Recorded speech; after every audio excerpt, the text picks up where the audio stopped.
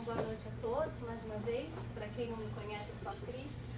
E hoje nós vamos falar sobre um assunto bem interessante. E vamos começar então falando um pouquinho sobre a família. Então, quem nos deu a família? O que vocês acham? De onde que vem essa família? Quem que deu pra gente? Todo mundo aqui tem família? Teve pai, mãe, cresceu junto com eles, ou avós? Ninguém tem? Ah, tem. Quem deu essa família para vocês? Quem, Mar, deu essa família? Não sei, me deu a família? Não sei, eu De onde nasci veio na minha essa família? Ah, Deus criou todos nós. Então, vem Deus, né? Então, Deus, ele instituiu esse lar familiar que a gente tem. E por que Deus deu pra gente, então, a família? Para que a gente pudesse crescer numa convivência familiar e aprender uns com os outros. Então, a família é a nossa oficina, onde a gente aprende, onde a gente melhora e onde a gente dá e recebe. Toda essa convivência familiar traz pra gente. Normalmente, na família, a gente tem o pai, a mãe, irmãos, avós, que são essas as pessoas que vão nos proteger, nos ajudar, cuidar da gente e que colocar a gente no caminho certo da vida para que a gente cresça adultos produtivos, felizes e able, esqueci que eu falo assim em português, de construir uma família nossa também no futuro e assim vai. Então aqui, o que nós recebemos dos nossos pais quando somos crianças? O que eles deram pra gente? O que a gente acabou de falar, né? Amor, atenção, carinho. O que mais que a gente recebeu dos nossos pais? Educação, o cuidado. Né? Então, quem teve pai e mãe recebeu isso daí. E se nós não tivéssemos recebido tudo isso, será que a nossa vida hoje seria diferente? Será que teríamos a possibilidade de sermos diferentes de quem somos hoje se a gente não tivesse tido tudo isso que a gente falou? Amor, carinho, atenção, educação, alimentação, cuidado. O que será que aconteceria com a gente? Muitos poderiam se tornar mendigos, presidiários, suicidas, ter problemas psicológicos e várias coisas. Então, qual que é a importância da convivência familiar em nossas vidas? Então, a família, como nós falamos, é essa oficina que foi instituída por Deus na nossa encarnação, para que a gente tenha acesso a esses cuidados que alguém vai dar para a gente. E muitas vezes, quando a gente não tem isso, a gente pode comprometer o nosso futuro. Ele pode ser diferente. Não dizendo que todos, né, algumas pessoas que não foram criadas com pai e mãe, não necessariamente vão ter um futuro desastroso, mas é a grande maioria. Então, alguns conseguem, por própria força espiritual e a bagagem que a pessoa traz, ainda ter sucesso. Mas é muito difícil a gente vir de uma criação sem nada disso e ainda conseguir ser os adultos que nós somos hoje. Porque todos nós aqui trabalhamos, né? A gente tem condição hoje de ter uma casa própria, de pagar um aluguel, de comprar comida, de comprar roupa. Então, nós somos adultos produtivos dentro da sociedade que nós vivemos. E graças a isso foi a criação que a gente recebeu até aqui. Porque o ser humano nasce e ele precisa de cuidado por muito tempo. Né? Nós somos diferentes do que espécies de animais que nascem e já vai nessa e consegue se virar. A gente precisa de muito cuidado. Então, a gente começa na nossa família, nessa família micro, que a gente fala que é a nossa casa, que seria então a nossa família, fisicamente falando, que engloba a sociedade onde nós vivemos, para que a gente aprenda a lidar com a família macro, que espiritualmente falando, seriam seria toda a criação de Deus. Então, Deus instituiu esse núcleo familiar pequenininho para que nós nascêssemos dentro desse núcleo de uma forma ou de outra, para que a gente ali dentro do pequenininho aprendêssemos a então viver na família espiritual, que seria essa macrofamília a que todos nós pertencemos. Então, essa convivência familiar é essencial, né, nessa vida material, para que a gente realmente consiga florescer.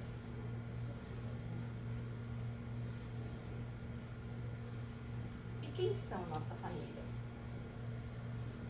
Aí, olha o que Jesus nos ensinou. Perguntou Jesus. Alguém pode ler para mim? Que eu estou com dificuldade de ler aqui e aqui. Lê, por favor. Perguntou Jesus: quem é minha mãe e quem são meus irmãos? Em seguida apontou para todos os que ali estavam e disse: eis minha mãe e meus irmãos. Pois todo aquele que faz a vontade de meu Pai, que está nos céus, esse é meu irmão, minha irmã e minha mãe. Então é isso, né, que Jesus aqui está claramente ensinando para a gente que a nossa família não é apenas a nossa família consanguínea, de que nós estamos falando, nosso pai, nossa mãe, nossos irmãos, são famílias? São, mas não são eles apenas as nossas famílias. E Jesus não poderia ter sido mais claro aqui. Ele disse que todos nós somos uma família, essa família espiritual de que a gente se referiu. Então, se todos nós somos filhos de um Pai Criador, isso faz com que todos nós sejamos irmãos uns dos outros. Então, a gente pensa na família e aí a gente expande esse pensamento a quem é a nossa família. E como se fosse meu sangue. Obviamente que a gente não consegue ainda praticar esse ensinamento de Jesus na íntegra, que seria então amar todos como se fosse a nossa família. Embora a gente tenha membro familiar que a gente não gosta. Mas, né, isso à parte, que graças a Deus é a minoria, a maioria das famílias se amam de uma forma ou de outra, mas Jesus falou que todos então teríamos que tratar uns aos outros como família. E o que significa que nós teríamos que nos amarmos uns aos outros. E a gente não consegue fazer isso ainda. Nós ainda temos dificuldade até de amar aqueles que são do nosso sangue, né? Mas a gente já está bem adiantado, já consegue na maioria das vezes. Por outro lado, a gente já consegue amar de verdade uma pessoa que não é do nosso sangue, né? Mesmo que dizem que marido, esposa não é família, gente, não é sangue, ele diz que se não for sangue não é família, ó, tá aqui que Jesus está ensinando pra gente. Então, quem aqui não tem um amigo que você ama como se fosse seu irmão, ou sua irmã, né? Ou uma amiga que você ama como se fosse tia, avó, seja o que for, mas que não é seu parente de sangue, mas que você tem o mesmo amor como se fosse. A maioria de nós já experienciou isso. Se não experienciou na íntegra, conhece alguém que sente assim. Então, a gente, em alguma, né, sem perceber, nós praticamos isso que Jesus falou quando a gente consegue desenvolver esse amor a alguém que não é necessariamente da nossa família. E um amigo e o cônjuge, é um acento errado ali, é um dos exemplos, né? Porque na maioria das vezes a gente ama o marido, a gente ama a esposa, e eles passam a ser a nossa família, embora não tenham o nosso sangue.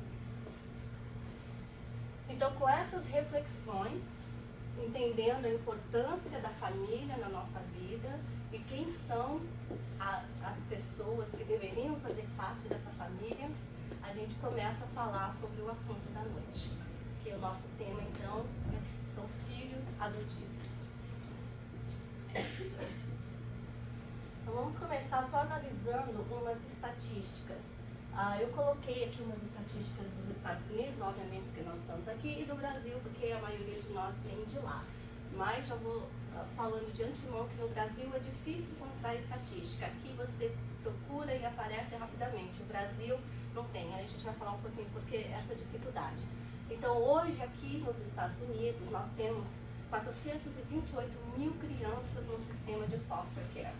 E depois a gente vai falar mais um pouquinho sobre o que é isso. E o número de crianças adotadas por ano 435 mil crianças. E a maioria desses 428 mil crianças são meninos negros maiores de 5 anos. No Brasil, em orfanatos, nós temos por volta, isso é uma estatística do ano passado que eu encontrei, e eu já tinha feito essa palestra há uns 2 anos atrás, e eu notei que esse número cresceu, era 36 mil e agora está para 47, e não é um número completamente updated. E as famílias que querem adotar, que estão na lista, que querem adotar uma criança, 41 mil. Só que só 7 mil crianças são adotadas por ano no Brasil. Aí você fica pensando, por que isso, né? Por que será? Então, primeiro, nos Estados Unidos, o americano é a cultura que mais adota criança no mundo. São os que mais adotam. No entanto, esse número de 135 mil representa 2% dos americanos adotam crianças. Então, quando você começa a pensar nessas estatísticas, é interessante, né? A conclusão que a gente chega. 2% dos americanos adotam, 135 mil equivale a esse número, e são o que mais adotam no mundo. Então, eu imagino que serão em outros lugares. E no Brasil, os americanos, eles não são muito exigentes quanto ao perfil da criança. Então, talvez seja por isso que eles são os que mais adotam. É uma criança, pegou uma criança. Tem sim, sempre a preferência de um bebê e tudo, mas não é o principal. Eu mesmo conheço 4 pessoas que já adotaram crianças e nenhuma delas adotaram recém-nascido, né? Crianças menores de 18 meses a 5 anos de idade. Então você vê que eles têm, né, exigem menos talvez do perfil, o que é o oposto do brasileiro. No Brasil, as pessoas têm um perfil bem ideal da criança que eles querem adotar e que foge, porque esses 60% de meninos negros também é o que acontece no Brasil. E no Brasil a gente adicionaria ainda que a maioria das crianças tem irmãos. Então o brasileiro não quer criança que tem irmãos, quer adotar às vezes um só. Aí tem a escolha da raça, né? Se são negros, querem negros, se são brancos, querem brancos, né? Se são asiáticos, querem asiáticos, enfim. E dão preferência às meninas, porque eu acho que muitos têm medo dos meninos crescerem e ficarem violentos.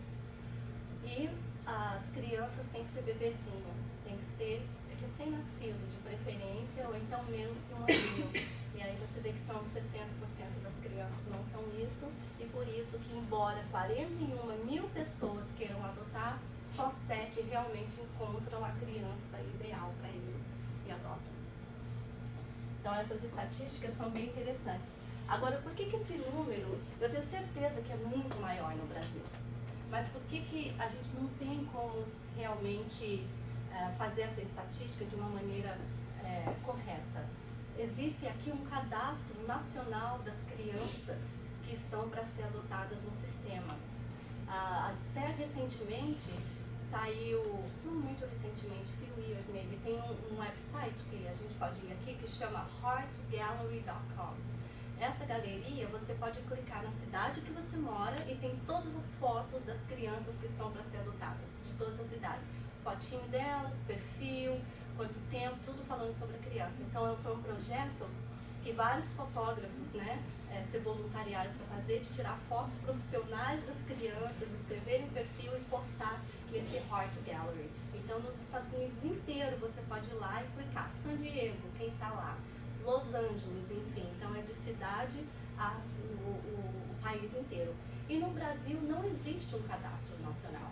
Nem com foto, nem sem foto. Simplesmente não existe. Desde o ano passado, eles começaram a construir, devido à tecnologia, um cadastro nacional. Então, começou ano passado, vamos ver quando vai ficar pronto. E as crianças estão em orfanatos no Brasil, né?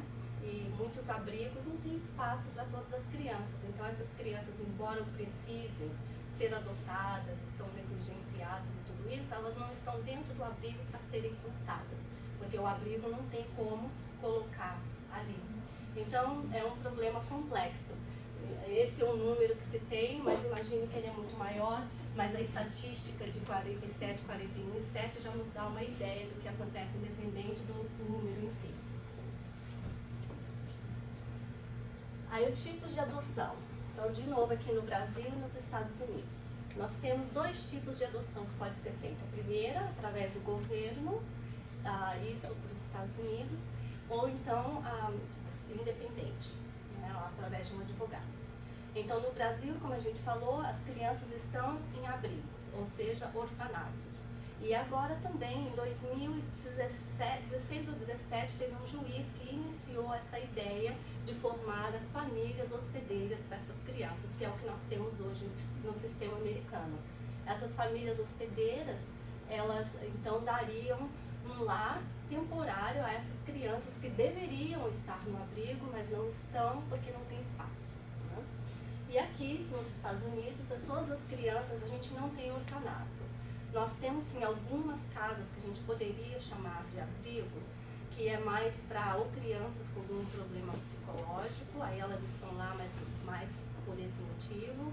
Aí tem um outro que seria um abrigo temporário até encontrar um foster care. Então, o main sistema, o sistema principal dos Estados Unidos para as crianças serem adotadas é o de foster care, que significa que a criança vai para a casa de um foster family, que vai ficar com ela até ela ser adotada, ou então as coisas melhorarem e voltarem para os pais ou para a família consanguínea. E aí tem o foster adopt, que é quando a família fala, não, eu só quero pegar a criança que eu vou poder adotar, porque é um processo, né? Você sabe as crianças, ok, essa com certeza a gente vai conseguir legalizar para adoção, mas vai ser só daqui 2 anos, porque o processo takes time. Então, tem essas famílias que falam, não, já pego essa sabendo que aquela criança vai ser adotada, é uma questão de tempo dos papéis correrem. E tem a adoção independente aqui também, que muitos optam por, não, eu quero essa criança, dessa idade, dessa cor, dessa nacionalidade, dessa cultura, enfim, às vezes quero ir estrangeiro, não quero ter ligação nenhuma com a criança, né, a família biológica que pode aparecer. Então, essas são as crianças, as adoções independentes, que seria do advogado ali, onde a família que está adotando custeia todo. Né? A criança não vem, você compra o pacote completo financeiro. Todos esses outros aqui, incluindo o foster parent, que seria então a família hospedeira, que pega a criança, mas que não quer adotar. Ela só é realmente temporária. Né? Então, tem crianças que estão no foster care, que podem e não podem ser adotadas. As que podem ser adotadas vão para cá, as que não podem ficam aqui. Né? Ou aqui que isso daqui eles pegam mais ou menos qualquer uma, mas eles já falam de antemão, não quero adotar. Todos esses daqui, com exceção da independente, o governo aqui nos Estados Unidos, ele paga, quando você adota uma criança ou become um foster parent, você tem uma ajuda mensal do governo, que não é pouco, que cobre todas as despesas da criança, de alimentação, de roupa, de escola, essas coisas.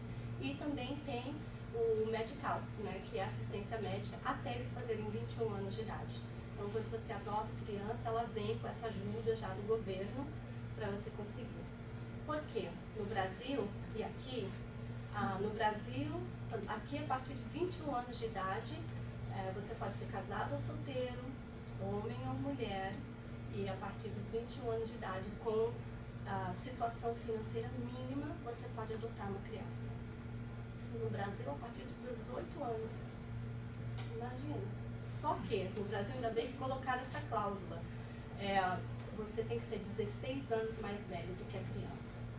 Então, né, você com 18 anos pode adotar um de 2 aninhos. Imagino que não tem muito jovens de 18 anos que querem cuidar de um bebezinho por aí. Mas pode. Inclusive, eu até conheço uma pessoa que adotou bem, ela tinha 18, não, mais 20. Enfim, a amiga da Gabriela. Então, no Brasil, eu não sei se tem ajuda de custo do governo, não encontrei essa informação, não sei. Mas aqui sim, o que facilita muitas pessoas, porque às vezes a pessoa tem, né, aquele coração gigante, quer ajudar, mas não tem condição financeira. Então, a criança já vem meio que com esse saláriozinho que vai receber todo mês até 21 anos de idade e com assistência médica já também, para ajudar a família e para incentivar que as crianças sejam adotadas.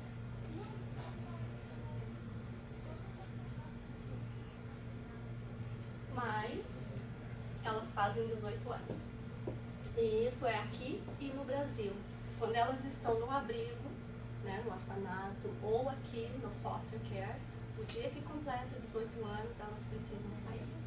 O sistema cuida até 18 anos. A partir daí, ela é considerada adulto, já não é mais uma criança para ser adotada. E aí agora a gente imagina essas crianças que não tiveram uma vida fácil, né, já tiveram todos os tipos de problemas possíveis para estarem nessa situação. Com 18 anos a vida não melhora. 18 anos, então, eles precisam sair, pegar o que eles têm, que deve ser nada, né? Então, sem preparo emocional, psicológico, situação financeira, eles caem no mundo e aí seja o que Deus quiser. Então, não é à toa que a estatística é bem grande, que a maioria desses jovens, e isso também é no Brasil, não sei se exatamente com esse percentual, mas 70% representam os mendigos jovens, que a gente vê por aí, 86% dos presos jovens, 40% não completam o high school e 60% se tornam pais e mães antes dos 20 anos de idade. Então, quando você realmente vai olhar a trajetória deles, é um ciclo vicioso, né? O que esses pais de 20 anos com essa estabilidade vai oferecer e como é que vai? Então, o negócio se perdura, né? Infelizmente. E cada jovem desse, aqui nos Estados Unidos, custa $1 milhão para a sociedade. Então, olha o tanto de dinheiro, porque ou é problema com droga, ou é, né, para manter preso, ou é problema mental, ou então porque teve vários filhos, não tem como criar, então são inúmeros problemas. Mas esse jovem custa, então, cada um deles, $1 milhão para a sociedade durante a sua vida. Então, adotar, né, uma criança, né, um adolescente no caso aqui, não é só uma caridade para a pessoa em si. E a gente sempre fala, eu quero mudar o mundo, eu quero um mundo melhor. E como o Gandhi falou pra gente, aonde é que começa a mudança para que temos um mundo melhor? Começa com a gente. Então, aqui é uma forma da gente contribuir para esse mundo melhor. Porque como é que o mundo vai ser bom com isso aqui? Né? Então, é uma maneira quando a gente... quando as pessoas adotam esses jovens e eles saem do sistema e conseguem ser adultos produtivos, isso daqui, né, cai abaixo e aí a gente não tem esse problema, não tem esse problema. Óbvio que a gente está olhando numa lente só desse problema dentro da sociedade, mas não é um problema pequeno, é bem grande. E eu que trabalho com crianças, eu sou pediatric nurse, vejo muito no hospital, eu vejo tanto de criança que não tem realmente nada e que cai dentro dessa categoria. E aí, só para desculpa, eu acho que eu tenho 2 vídeos em inglês e um em português. Então todo mundo aqui fala inglês? Espero que sim, porque eu encontrei um e esse é tão bonito, eu queria share com vocês, porque essa reflexão de pensar nessas crianças maiores que são as menos adotadas. Então a gente pensa nessa quantidade de crianças que são, né, quando fazem 18 anos jogadas aí na sociedade, para quando a gente olhar para os lados e ver, por que é assim, por que é assado, a gente sempre tem que dar uma pensadinha, né, do passado, do que levaram eles até ali. E aí tem a história desse garoto que é interessante, que é bem tocante a história dele.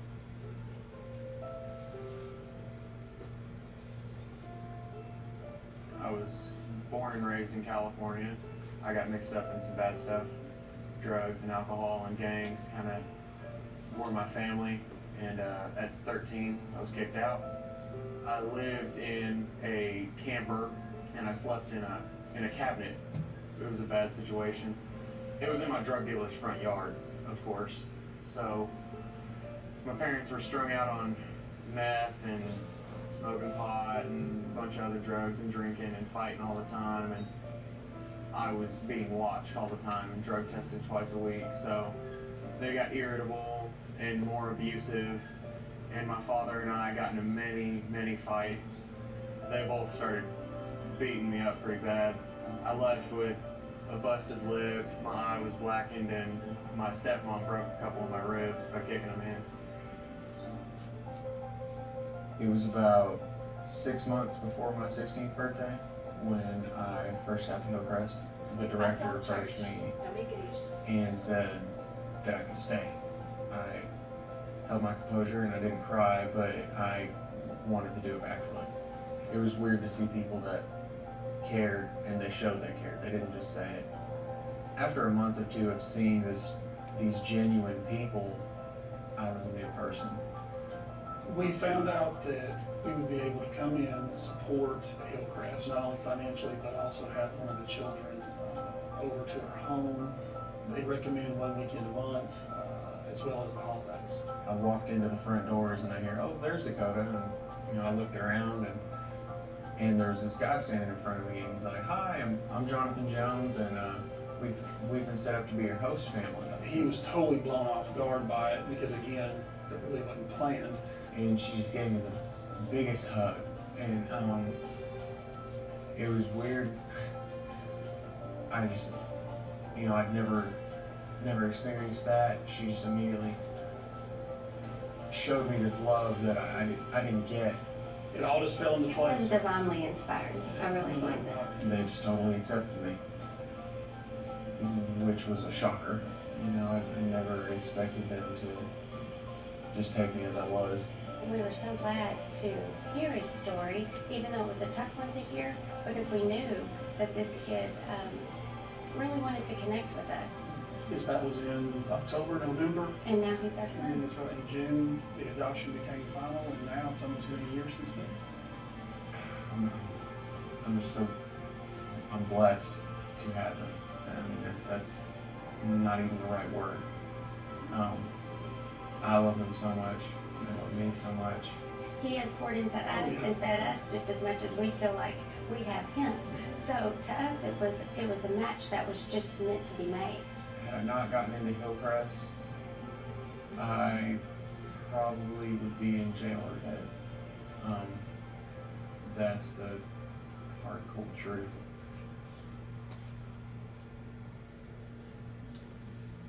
Olha a diferença, né? Que fez na vida dele e do casal.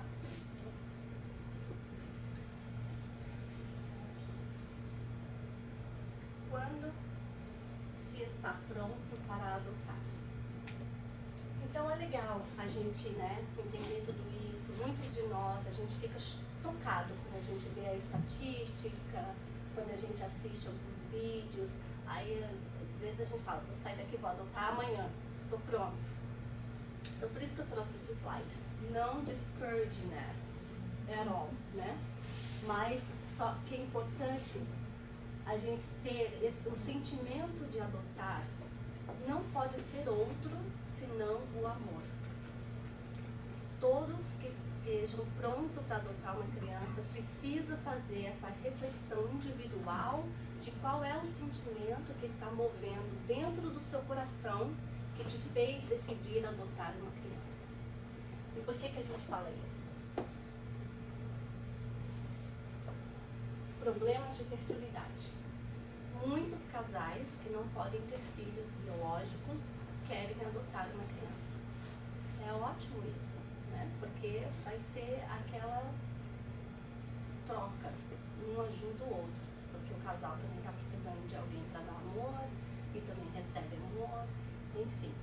Mas essa análise, por que eu quero adotar uma criança? De onde que vem a minha tristeza? Vem do fato de eu não poder ter filhos ou vem do fato de eu não ter um filho? Porque se vier do fato de eu não ter um filho, você adota e você vai ficar feliz porque você tem um filho. Agora, se vier porque você não pode ter um filho, a criança não vai curar a sua infertilidade. Você vai continuar sem poder gerar um filho. E aí essa criança, então, você coloca nela uma expectativa de suprir essa sua tristeza que ela não tem como. Então, é dos exemplos. Casamento que vai mal. Muitos casais, né, o negócio está problemático ali no relacionamento, vamos adotar uma criança, tudo vai ficar melhor. Ou então vamos ter um filho, né, às vezes biológico mesmo. E isso não é justo também com a criança, porque quando a gente adota uma criança, ela tem que chegar em um ambiente numa família harmoniosa, que está pronta para dar amor, para dar carinho, para cuidar, e não num environment todo conflituoso. Porque por mais que uma criança traga alegrias e bênçãos, dá trabalho. Né? Não adianta a gente não pensar realisticamente. E a criança, seja como for, ela vai mudar intensamente a dinâmica do casal. Não tem mais como você ser aquele marido e mulher que podia sair a hora que quisesse. Enfim, a criança modifica essa dinâmica. E muitas vezes vai piorar um casamento que já não estava bom. Né? Então, tem que se pensar quais são os motivos que realmente estão te levando para adotar uma criança. E a vida está boa, então eu quero dividir.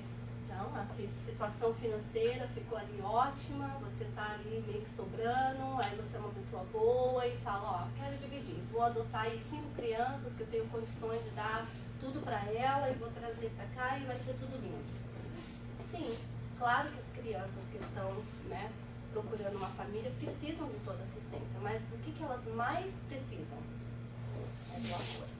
Então é isso que você tem que ter para dar. É melhor a criança ser adotada por uma família que só pode dar para ela um tênis, não de marca, uma roupinha simples e muito amor, do que o inverso. Né? Então a gente vê crianças, né, filhos biológicos que têm tudo isso, não tem amor, e os problemas que eles têm, que eles vão cair lá naquela estatística inicial das crianças que não têm família, né, que a gente, dos adolescentes.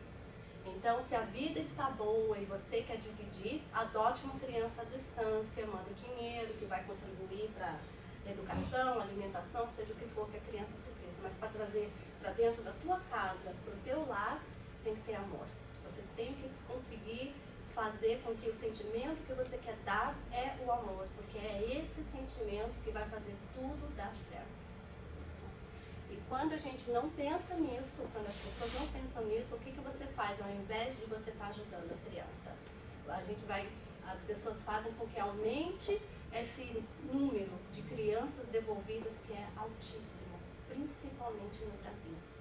Porque muitas vezes no Brasil, como o brasileiro tem esse perfil estrito da criança que ele quer, às vezes não consegue, fala, tá bom, vai essa mesmo, vai, cansei de esperar, e depois não dá certo. Então o índice de crianças, se vocês forem no YouTube, em qualquer lugar, assistir vídeos de crianças devolvidas é altíssima. E essas são traumatizadas. É muito difícil adotar uma criança depois dos 5 anos de idade que já não tenha sido devolvida. Seja por foster, seja por adoptive parents. Né? Então, aí a gente pergunta, por que não deu certo? Faltou amor. Se tiver amor, vai dar certo, seja o que for.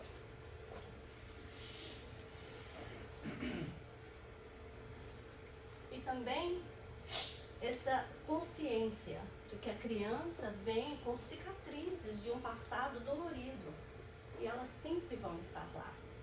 Não tem como a gente esperar que a criança vai vir, né, com tudo certo, sem trauma nenhum. Você bebê, por isso que muitos querem beber, porque não querem lidar com isso. Mas se você tem amor realmente para dar e você quer uma criança e ela vem para você, ela vem com uma bagagem. E a gente aceita dividir essa bagagem com elas. E isso não é diferente com filhos biológicos. Eles também vêm com a bagagem deles e a gente aceita dividir com eles. Então a gente vai falar um pouquinho mais sobre isso. Então essa consciência de que a criança vem com a sua bagagem. E nem sempre a bagagem é pesada. Nem sempre. Né? Às vezes a gente tem mais medo do que tudo. Nós vamos ver alguns vídeos de criança que... Só dos vídeos que eu vi, eu ia adotar todos eles. Só que é muito mais fácil que os meus biológicos, vou trocar. Entendeu? Então, não. Mas é a gente saber que a convivência amorosa dará lugar a novos aprendizados e um futuro mais feliz. Então, com o tempo e com o amor, todas essas cicatrizes, né, essas feridas vão cicatrizando e elas vão então construir um futuro baseado no presente atual que elas estão vivendo com a nova família. Eu trouxe esse slide porque tem muitos mitos, porque da mesma forma que tem muitos casais que não podem ter filhos, que querem adotar, hoje em dia, né, a nossa sociedade está tão misturada, a gente não tem mais aquela família apenas de pai e mãe. A gente agora também tem a família que pai, mãe, mãe, solteiro, né? Homem, mulher. Então hoje em dia tudo isso aqui é família. E aí traz algo para a gente pensar, porque faz parte do meio que a gente vive hoje, né? E tem muitos mitos, muitas coisas que as pessoas acreditam. Homossexuais não oferecem um lar saudável. Né? Muitos já devem ter escutado isso, que falam, não. Hoje em dia a lei já está bem mais flexível, os homossexuais podem adotar as crianças, mas não foi sempre assim. E isso é relativamente recente, onde isso é aceito. Né? Então, como que a gente pode acreditar que seria melhor para uma criança viver a vida inteira num abrigo, ou então fazer 18 anos e ir para rua, do que viver com um casal ou uma pessoa homossexual que está disposta a dar para ela o amor, o carinho, a atenção, tudo que ela precisa. Né? Então, como é que o lar não pode ser saudável? E pode ser arriscado. Muitos falam, não, é perigoso esse negócio. É perigoso como? Será que não foi analisado o tipo de perigo que as próprias crianças já correram? Elas foram tiradas dos pais biológicos? Por quê? Olha o vídeo que nós assistimos. O que aconteceu com ele? Mais risco do que aquilo? E quais são os riscos que eles vão viver na rua?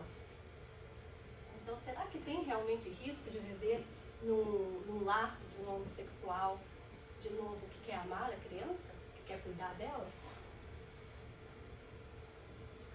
E aí, principalmente, tem muito mito em relação a isso, que se for adotado por um homossexual, também vai ser homossexual.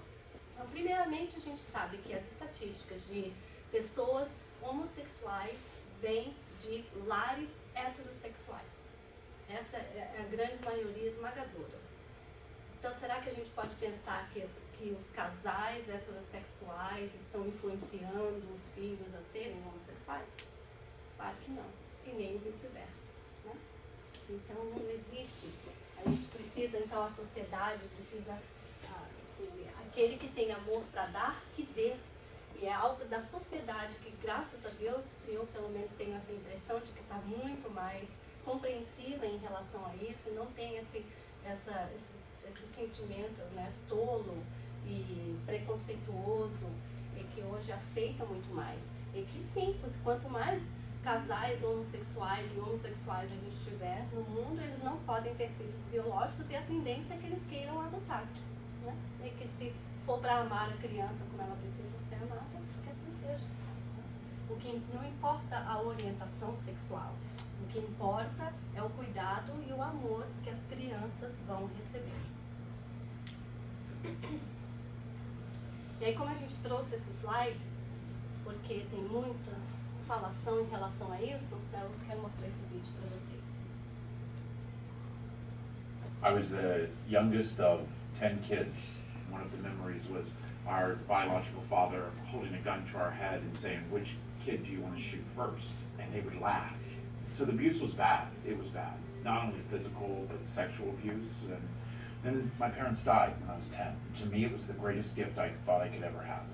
Little did I know that going into care, it was probably just as bad when it came to the mental abuse. Having all your belongings in a trash can, going to a home that you knew that you weren't loved or really probably wanted. And then when I became 18, I was a senior in high school, and I became homeless. The statistics were I should have been a drug addict and should have dropped out of high school, and but I just knew my life was going to be something different. So I joined the military. I didn't join the military because I loved my country. I was going in it because I was hungry, I was cold, I was scared, and I had nowhere to go. I made something of myself. I got out, started working in an office, but I really never told many people about my story.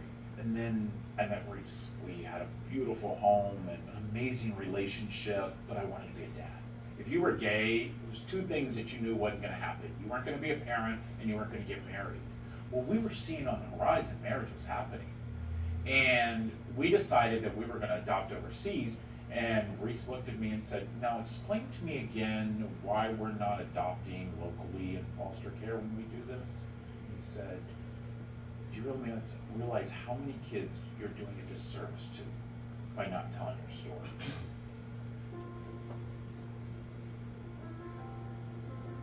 So we decided that we would take any child under the age of 5, and so we put our application in and we waited. We got a phone call saying that we have a brother and sister. They were troubled. And they said, the boy, he's a biter. You sure? You gotta make sure you want this one.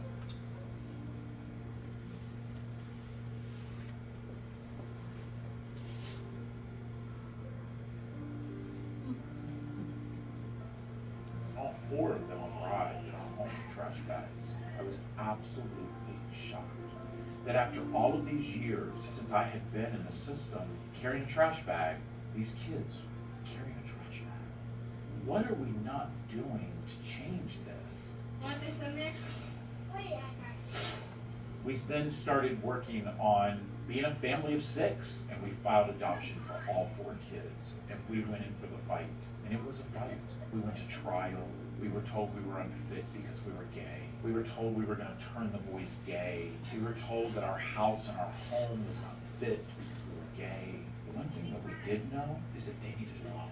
They needed to feel safe. They needed to feel wanted. I knew I needed to feel wanted.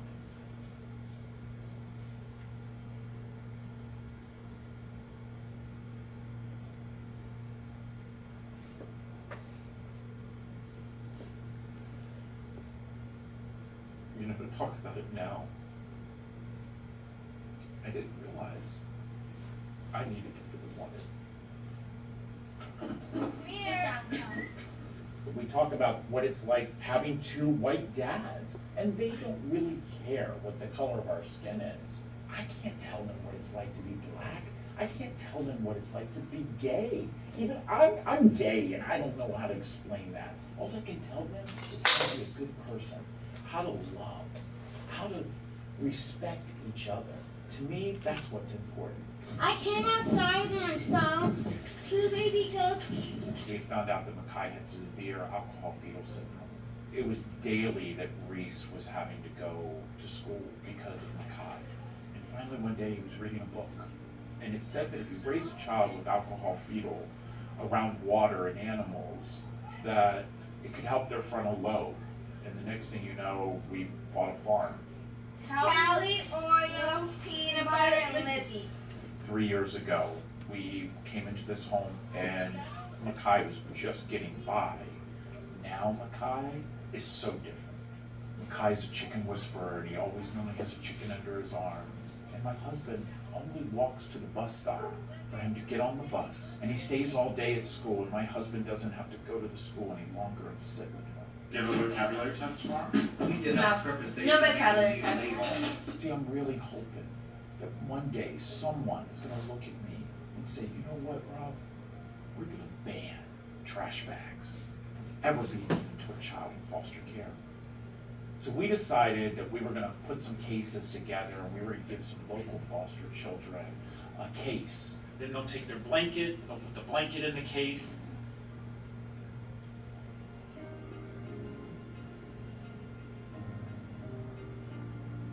I felt like everyone had given up on me. My country had given up on me. My community had given up on me. But I want kids in foster care to know that that's not true. That we do care about them. We do love them. Great people. Great story, né? Então, está tudo sob meu controle? Sob o nosso controle, né? Filho adotivo é sempre problemático, né? Esse é um dos mitos da adoção. E aí a gente lembra que os nossos filhos biológicos também podem ser problemáticos, que não está tudo sob o nosso controle. Nós não escolhemos os nossos filhos biológicos. Quem que escolhe eles pra gente? Quem que manda os nossos filhos biológicos pra gente? Quem? Deus. Então, os nossos filhos biológicos também a gente não escolhe, né? Então, o filho adotivo pode ser problemático? Pode. Pode ser bonzinho? Pode.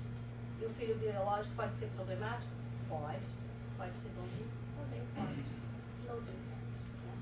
Claro que tem o passado deles, né? Que também dá para resolver. Olha quantas histórias a gente está vendo. Eles são mais carentes do que a gente imagina. É mais falta de amor do que problema, né? No final das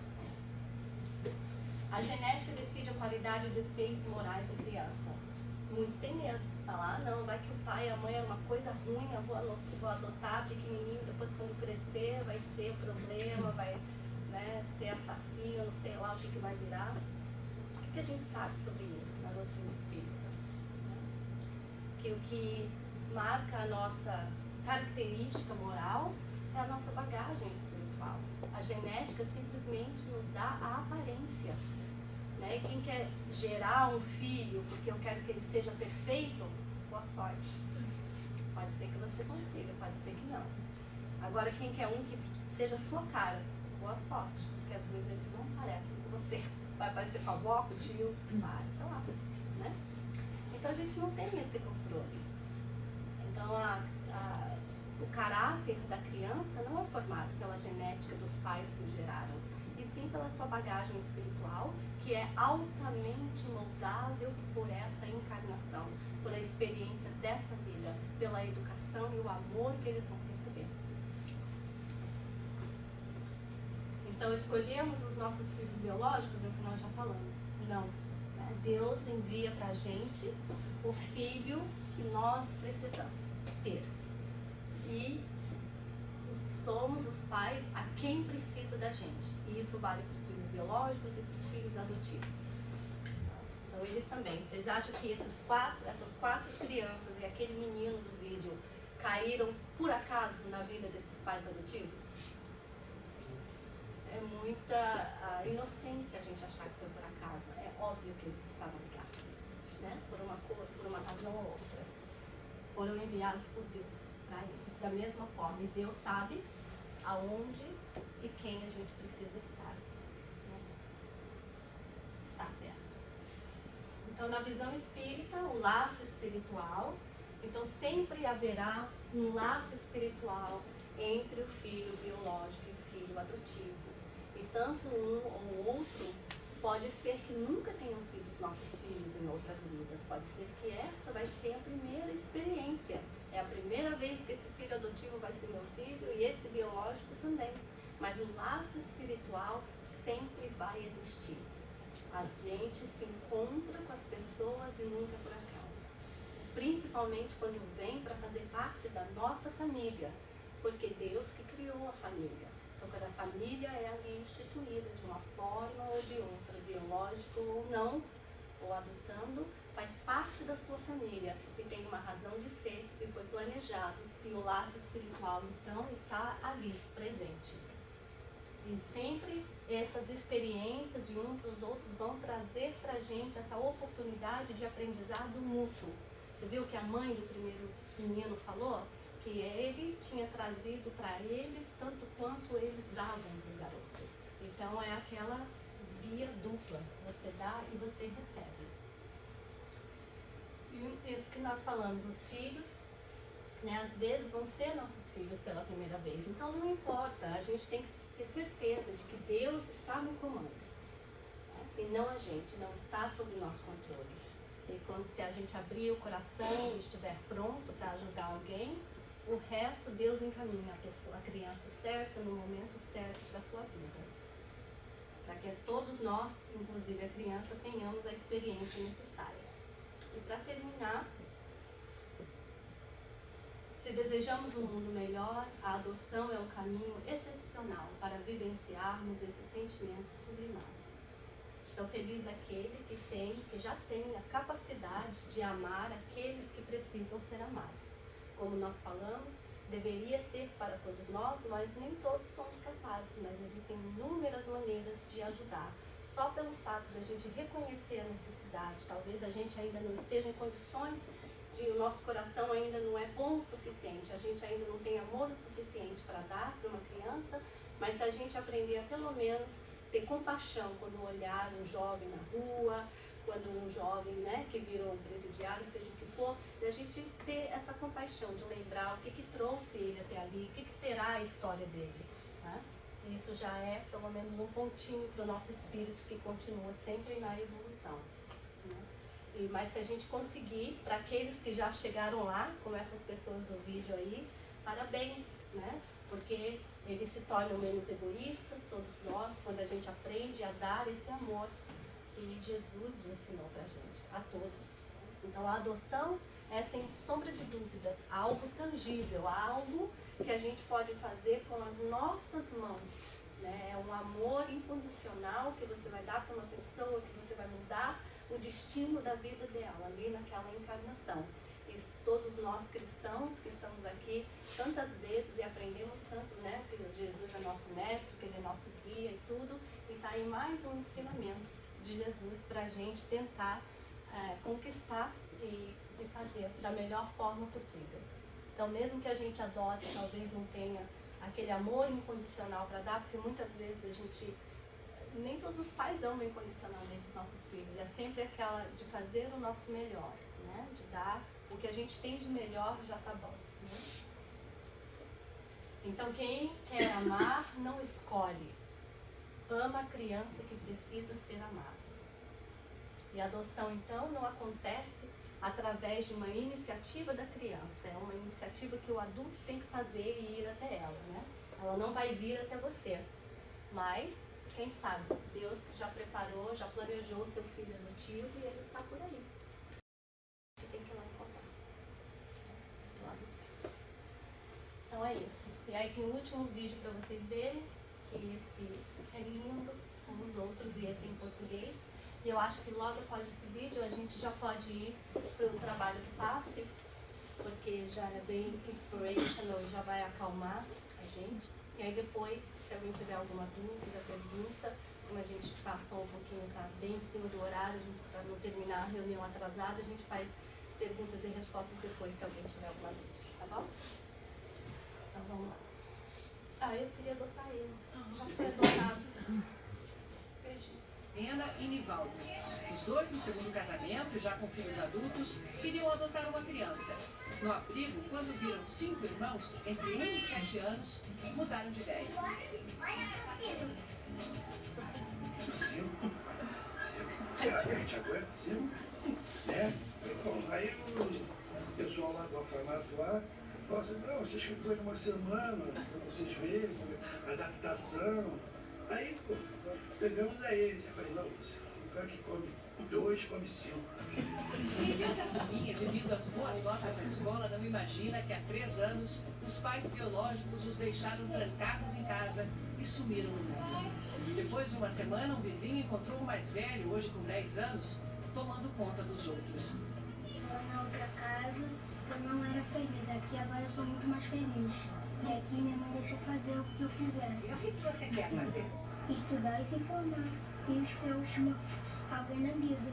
A criança chega assim com trauma, você tem que dar aquele tempo para a criança, sabe? Para ela ser criança. Aí eles queriam o quê? Era abraço.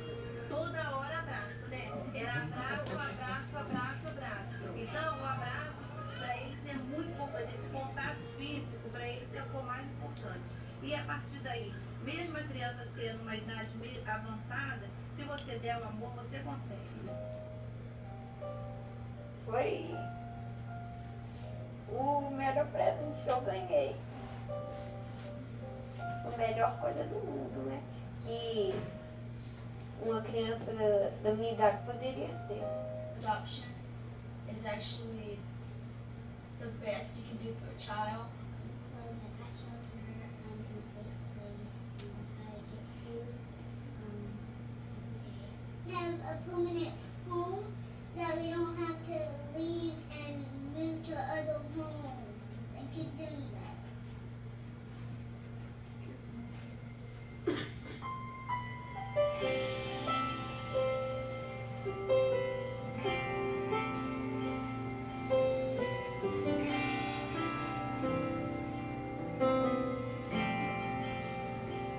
There was a time I used to look into my father's eyes. In a happy home, I was a king, I had a golden throne. Those days are gone, now the memories are on the wall. I hear the songs from the places where I was born. Upon the hill across the blue lake, that's where I had my first heartbreak.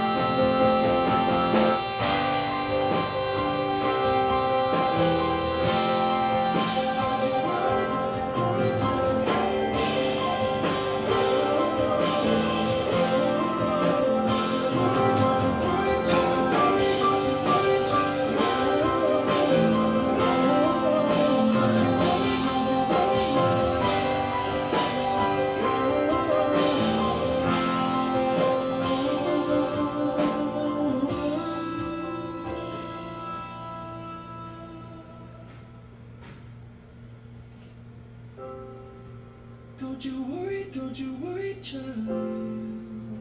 See, heaven's got a plan for you. Don't you worry now.